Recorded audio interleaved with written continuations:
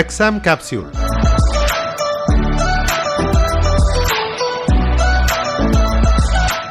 എല്ലാ ശ്രോതാക്കൾക്കും എക്സാം കാപ്സ്യൂളിലേക്ക് സ്വാഗതം.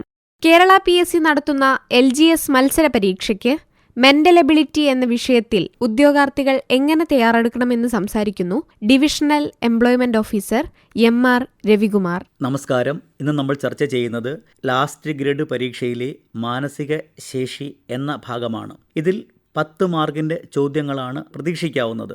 അല്പം ശ്രദ്ധയോടെ പരിശ്രമിച്ചാൽ മുഴുവൻ മാർക്കും ഈ ഭാഗത്തു നിന്ന് നിങ്ങൾക്ക് കരസ്ഥമാക്കുവാൻ സാധിക്കും. ഇതിൽ ഏറ്റവും പ്രധാനപ്പെട്ട ഭാഗമാണ് ശ്രേണികൾ അഥവാ സീരീസ്. 1 മുതൽ 30 വരെയുള്ള സംഖ്യകളുടെ വർഗങ്ങളും 1 മുതൽ 10 വരെയുള്ള സംഖ്യകളുടെ ക്യൂബുകളും നിർബന്ധമായി അറിഞ്ഞിരിക്കേണ്ടതാണ്. ഉദാഹരണത്തിന് ഒരു സീരീസ് തന്നിരിക്കുന്നു. 1, 8, 27, 64. തൊട്ടടുത്ത സംഖ്യ ഏത്? ഒരു ശരാശരി ഉദ്യോഗാർത്ഥിയെ സംബന്ധിച്ചിട്ട് സംഖ്യകളുടെ ക്യൂബുമായിട്ട് ബന്ധപ്പെട്ട അറിവില്ല എങ്കിൽ ഒരിക്കലും ഉത്തരം 125 എന്ന് മനസ്സിലാക്കുവാൻ ബുദ്ധിമുട്ടായിരിക്കും. കാരണം തന്നിരിക്കുന്ന സീരീസ് 1ൻ്റെ ക്യൂബ്, 2ൻ്റെ ക്യൂബ്, 3ൻ്റെ ക്യൂബ്, 4ൻ്റെ ക്യൂബ് എന്നിങ്ങനെയാണ്. അതുപോലെ തന്നെ അഭാജ്യ സംഖ്യ സീരീസ് വളരെ പ്രധാനപ്പെട്ടതാണ്. 2, 3, 5, 7, 11, 13. തൊട്ടടുത്ത സംഖ്യ ഏത് എന്ന് ചോദിക്കുമ്പോൾ സാധാരണഗതിയിൽ പല ഉത്തരങ്ങളും നമ്മുടെ മനസ്സിലേക്ക് കടന്നു വരുവാൻ സാധ്യതയുണ്ട്. എന്നാൽ ഈ സീരീസ് അഭാജ്യ സംഖ്യകളാണ് എന്ന് മനസ്സിലാക്കുന്ന ഒരു ഉദ്യോഗാർത്ഥിക്ക് അവിടെ യാതൊരു വിധത്തിലുള്ള ആശയക്കുഴപ്പത്തിനും ഇടവരാൻ സാധ്യതയില്ല. മറ്റൊരു പ്രധാനപ്പെട്ട ഭാഗമാണ് സ്ഥാനനിർണയം അഥവാ റാങ്ക് നിർണയം.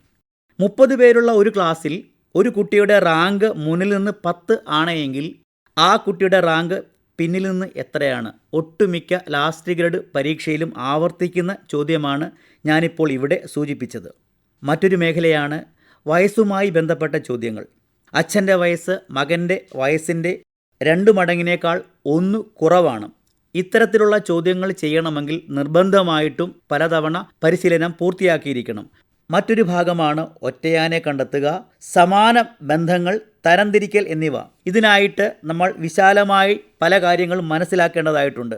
ഉദാഹരണത്തിന് രാജ്യങ്ങൾ, തലസ്ഥാനങ്ങൾ, സംഖ്യകൾ, പൊതുവിജ്ഞാനം ഉൾപ്പെടെയുള്ള മേഖലകൾ ഇവയെ അടിസ്ഥാനപ്പെടുത്തിയിട്ടായിരിക്കും ഒറ്റയാനെ കണ്ടെത്തുക, സമാന ബന്ധങ്ങൾ എന്നിവ ചോദിക്കുന്നത്. ഉദാഹരണം കേരളം, തിരുവനന്തപുരം, ഒപ്പം തമിഴ്നാട് ഡാഷ്. ഇങ്ങനെയുള്ള അവസരത്തിൽ ആ സംസ്ഥാനങ്ങളുടെ തലസ്ഥാനങ്ങൾ വളരെ പ്രധാനപ്പെട്ടതാണ്.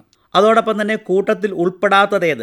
ഒരു തവണ ഒറ്റക്കുളമ്പുള്ള ജീവികളും ഇരട്ടക്കുളമ്പുള്ള ജീവികളും ഒന്നിച്ച് തന്നതിന് ശേഷം അതിൽ നിന്ന് ഒറ്റക്കുളമ്പുള്ള ജീവിയായിരുന്നു ഉത്തരമായിട്ട് വരുന്നത്. അപ്പോൾ വളരെ ശ്രദ്ധാപൂർവം പഠിക്കേണ്ട ഒരു ഭാഗമാണ് ഒറ്റയാനെ കണ്ടെത്തുക, സമാന ബന്ധങ്ങൾ തരംതിരിക്കൽ എന്നിവ. അതുപോലെ തന്നെ കുറേ വാക്കുകൾ തന്നിട്ട് അവയെ ഡിക്ഷണറി ക്രമത്തിൽ ക്രമീകരിക്കുവാൻ ചോദിക്കും. ഇവിടെ നിർബന്ധമായിട്ടും ആൽഫബറ്റ് നിങ്ങളുടെ മനസ്സിലൂടെ കടന്നു പോകണം. വിവിധ വാക്കുകൾ കൂട്ടിച്ചേർക്കുമ്പോൾ അർത്ഥവത്തായ വാചകം, അതിലെ ആദ്യ പദമേത്? ആ തരത്തിലുള്ള ചോദ്യങ്ങളും നമ്മൾക്ക് ഈ ഭാഗത്തു നിന്ന് പ്രതീക്ഷിക്കാവുന്നതാണ്. മറ്റൊരു പ്രധാനപ്പെട്ട മേഖലയാണ് കോഡിംഗ്, ഡീകോഡിംഗ്. കോഡിംഗ്, ഡീകോഡിങ്ങുമായി ബന്ധപ്പെട്ട ചോദ്യങ്ങൾ പരിശീലിക്കുന്നതിന് നിങ്ങൾ നിർബന്ധമായിട്ടും ഇംഗ്ലീഷ് ആൽഫബറ്റ് മനസ്സിൽ കൊണ്ടു നടക്കേണ്ടതായിട്ടുണ്ട്. ഉദാഹരണത്തിന് ഒരു പ്രത്യേക ഭാഷയിൽ ക്യാറ്റ് എന്നത് DBU എന്നെഴുതിയാൽ ഡോഗ് എങ്ങനെ എഴുതാം? ഇവിടെ അക്ഷരങ്ങൾ എത്രമാത്രം മുന്നോട്ടോ അല്ലെങ്കിൽ പിന്നോട്ടോ ചലിക്കുന്നു എന്നതിൻ്റെ അടിസ്ഥാനത്തിലാണ് കോഡിംഗ് അല്ലെങ്കിൽ ഡീകോഡിങ്ങിലെ ഉത്തരങ്ങൾ നിങ്ങൾക്ക് ലഭിക്കുന്നത്.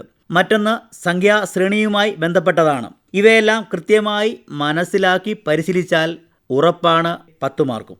കേരള PSC നടത്തുന്ന LGS മത്സര പരീക്ഷയ്ക്ക് മെന്റൽ എബിലിറ്റി എന്ന വിഷയത്തിൽ ഉദ്യോഗാർത്ഥികൾ ശ്രദ്ധിക്കേണ്ട കാര്യങ്ങളെക്കുറിച്ച് സംസാരിച്ചത് divisional employment officer MR Ravikumar.